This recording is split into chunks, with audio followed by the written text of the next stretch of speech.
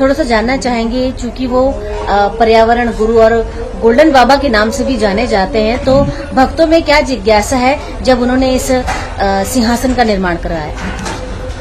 तो भक्तों सब ने मिल करके, किसी ने थोड़ा, किसी ने बहुत, इसी से मिल करके ये स्वर्ण का सिंहासन कुंभ, चूंकि ये महाकुंभ 12 वर्ष के बाद यहाँ लगता है, तो इस कुंभ में भेंट किया जाए, क्योंकि कुंभ में सभी लोग कुछ न कुछ दान करना चाहते हैं, क्योंकि यह महादान है। आप छोटे गरीब से गरीब व्यक्ति भी कुंभ के लिए सालों से कुछ धन, कुछ अन्न इकट्ठा करके रखते हैं। कुंभ में चलेंगे, वहां भंडारा करेंगे, संतों के दर्शन करेंगे, संतों को दान करेंगे। तो उसी से सभी के मन में विचार आया कि महाराज जी को गोल्डन बाबा नाम मीडिया ने दे दिया, तो क्यों ने गोल्ड का ही सिंहासन भेंट किया जाए। कहा जाए ये उनके लिए दीक्षा दी है उन्होंने। जी जी जी, हमारे तरफ से बिल्कुल गुरु महाराज, बिल्कुल गुरु महाराज। गुरुदेव, आपसे थोड़ा सा जो शाही सवारियां निकलने वाली हैं 29 तारीख को, उसके विषय में जरूर जानिए। बहुत अच्छा प्रश्न आपने किया। देखो, कुंभ जो है इसे कलश कहते हैं। कुंभ मतलब कलश। तो यह कुंभ जो है, जब समुद्र मंथन हुआ और जब अमृत का कलश लेकर के चले, तो दैत्य और अदैत्यों में छीना झपटी हुई। वह 4 जगह पर जहां पे इसकी बूंदे गिरी, वहीं पर कुंभ लगती है। यह हम आप और जहां प्रयागराज में बैठे हैं, यहां अर्धकुंभ भी लगता है, बाकी अर्धकुंभ नहीं लगता। हालांकि हरिद्वार में प्रशासन अर्धकुंभ की व्यवस्था करती है, लेकिन तब हम लोग सिंहस्थ में होते हैं। जब वहां अर्धकुंभ होता है तो हमारा वहां पूर्ण कुंभ होता है सिंहस्थ में, उज्जैन में, इसलिए वहां नहीं हो पाता। यहाँ अर्धकुंभ भी होता है, महाकुंभ भी होता है। और यह जो हम और आप आज के सब बैठे हुए हैं, यह पूर्ण महाकुंभ है, जो 144 वर्षों के बाद लगा है। यहाँ देवता, नर, किन्नर, श्रेणी सब आएंगे, लेकिन स्नान कैसे करेंगे? मनुष्य के रूप में ही। सब नागा सन्यासियों के शरीर में प्रवेश कर करके सभी देवता स्नान करते हैं। क्योंकि हम लोग अनुभूति करते हैं कि जब जाते हैं तो हमारी एनर्जी कुछ और होती है, और जैसे हम डुबकी लगा करके ऊपर होते हैं तो वो एनर्जी नहीं होती। और आप मीडिया से भी देखते होंगे कि जाते समय जो कौतूहल, वो एनर्जी, वो जो है, वो आते समय वो भीड़ भी नहीं दिखती। तो क्यों? कि वो देवी देवता, तब लोग को लगता है कि साथ जो कहती है वो देवी देवता सन्यासियों के, नागाओं के शरीर में प्रवेश कर डुबकी लगाती हैं। और तो वो हम लोगों को अनुभूति होती है कि जब जा रहे थे तो एनर्जी कुछ और थी, और डुबकी लगाते ही लगा कि वो कुछ वही छूट गया, और डुबकी लगाने के बाद हमें लगता है कि कुछ खाली हो गया। हमें अनुभूति होता है कि वह कुछ, कोई न कोई देवता, कोई न कुछ हमारे अंदर प्रवेश कर गया था। दूसरा एक बात और बहुत आपको जानकारी बताना चाहता हूं कि गंगा में जो लोग आएंगे उनके पाप धुल जाएंगे। तो गंगा ने जाकर के नारायण को प्रार्थना की कि हे प्रभु, सब मेरे यहाँ आएंगे और पाप धुल के चले जाएंगे, मैं पापी हो जाऊंगा, मैं शुद्ध कैसे होऊंगा?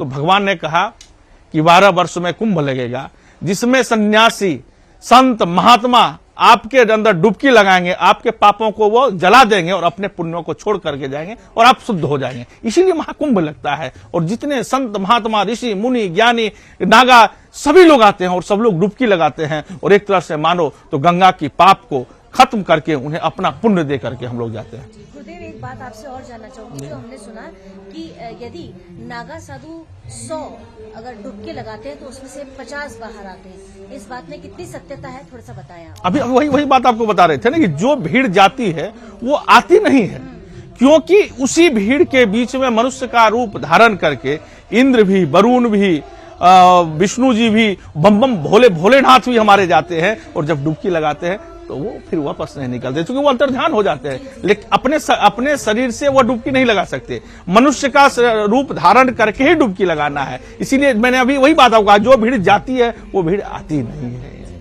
कहते हैं महाकुंभ में जो स्नान करते हैं, ध्यान करते हैं, उन्हें मोक्ष की प्राप्ति होती है। इस पर क्या कहेंगे आप? ये देखो, कल्प वृक्ष है, यहाँ कहते हैं कल्पवास करते हैं। माने एक कल्प वृक्ष नहीं, आप जितने दिन यहाँ आप हैं उतने कल्प के वृक्ष ही आपके, माने समझो कि उसके नीचे आप वास कर रहे हैं। तो यहाँ सब कुछ पाया जा सकता है। इस कुंभ में आप अपने डुबकी लगाते हैं। कहा जाता है कि 1000 अश्वमेध यज्ञ किया जाए, 100 वाजपेयी यज्ञ किया जाए, 1 लाख पृथ्वी का चक्कर लगाया जाए, और 1 डुबकी इस महाकुंभ में लगाया जाए, दोनों को तराजू पर तोला जाए तो बराबर होता है।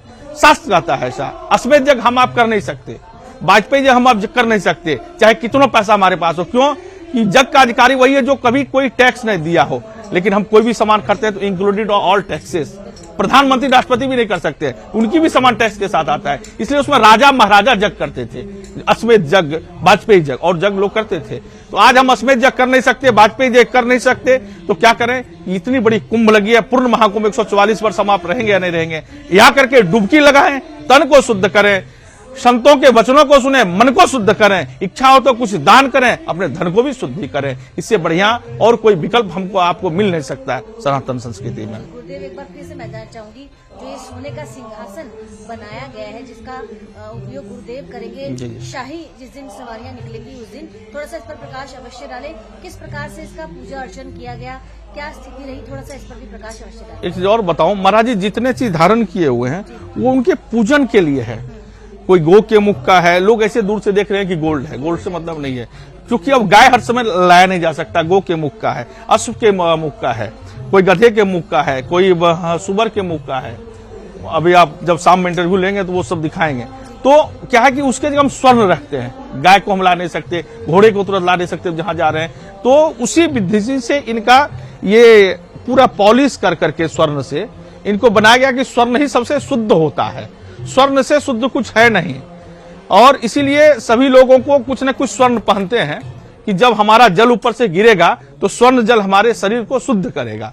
इसीलिए सभी सनातन संस्कृति के हर एक व्यक्ति को जिसके पास जैसा भी संभव हो, छोटा से बड़ा लेकर के एक स्वर्ण धारण जरूर करना चाहिए, क्योंकि स्वर्ण का जल हम पर गिरता है तो वह शुद्ध करता है।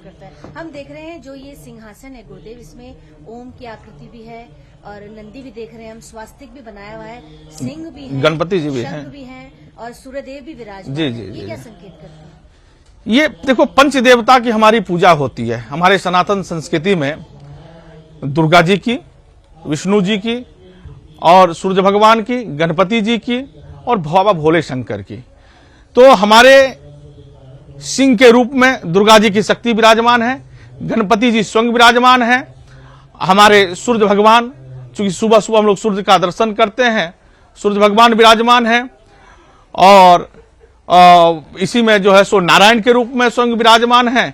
तो पंच देवता इन्हीं में विराजमान है, इसी पंच देवता की मुख्य पूजन होती है, जो पांचों देवता इसमें विराजमान है। हाँ, बम बम भोले के रूप में उनका आशीर्वाद प्राप्त हो रहा है अवधूत के रूप में, और हमारे गुरुदेव भी अवधूत रहे हैं, बाद में संन्यास ले लिया उन्होंने।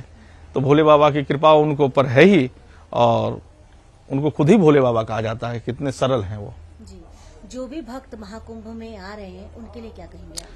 हाँ जरूर, सभी लोग महाकुंभ में आए, क्योंकि हम आप क्या दूसरी पीढ़ी भी अब नहीं रहेगी, क्योंकि 144 वर्ष के बाद यह कुंभ लगा है जो पूर्ण महाकुंभ है। अभी आपको बताया कि कितना करेंगे तो होगा।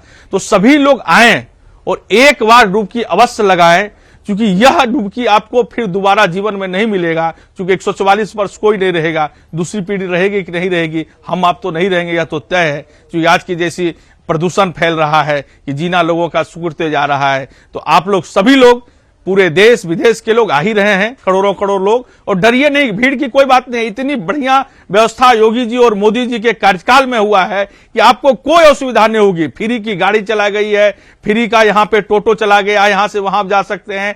कुंभ की इतनी सुंदर व्यवस्था, इतना स्वच्छ, इतना डिजिटल कि आप अद्भुत आनंद करेंगे कि एक देश, समझो यहाँ 50 करोड़ लोग आएंगे, बड़े बड़े देशों की आबादी 50 करोड़ नहीं है, जो एक नया कुंभ, एक समझो एक बड़ा देश बन गया है। तो आप आइए, और अनेक संत महात्मा जिनके दर्शन दुर्लभ होते हैं, उनके आकर के दर्शन यहाँ आप कर सकते हैं। अगर पूरे जीवन इतने संत महात्माओं को आप दर्शन करना चाहें, एक जीवन क्या 7 जीवन लगाएंगे तो आपका दर्शन नहीं होगा, और यहाँ एक दिन में सब दर्शन आपका हो जाएगा।